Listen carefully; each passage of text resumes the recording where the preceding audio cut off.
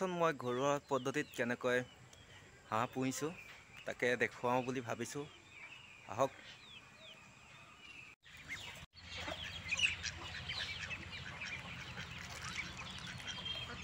আজি আপোনালোকক দেখুৱাম ঘৰতে কেনেকৈ হাঁহৰ উৎপাদন কৰিব পাৰি।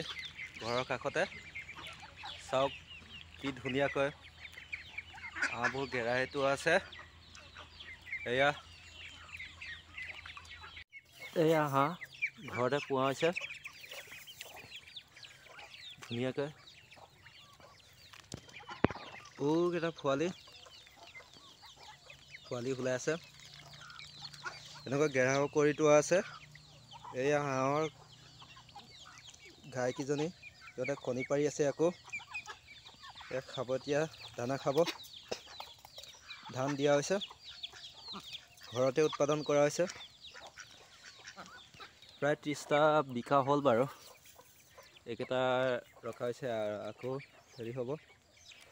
চাওক ধুনীয়াকৈ ঘৰৰ কাষতে ঘেৰাও কৰি থোৱা আছে নেটেৰে।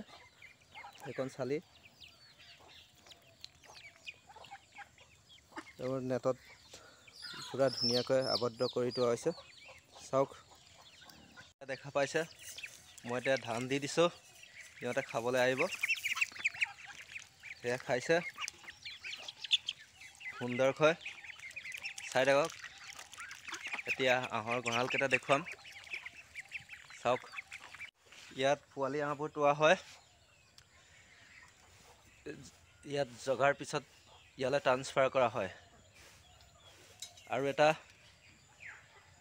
সেইটো এটাত ডাঙৰ হাঁহবোৰ থাকে। এটাত চাই থাকিব আৰু দেখুৱাই আছোঁ। ফুৰি আছে, সিহঁতৰ যি মন যায় তিয়কে খায় আৰু। ইয়াত বেং আহে, কুমতি আহে, কেঁচু আহে, সকলো খায়। সিহঁতে ভাল পায়।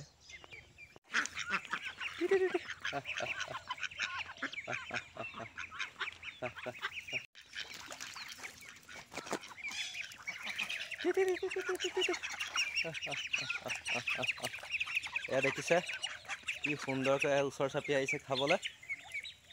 লগতে কুকুৰা পোৱালি কেইটামানো সোমাই থাকে আৰু।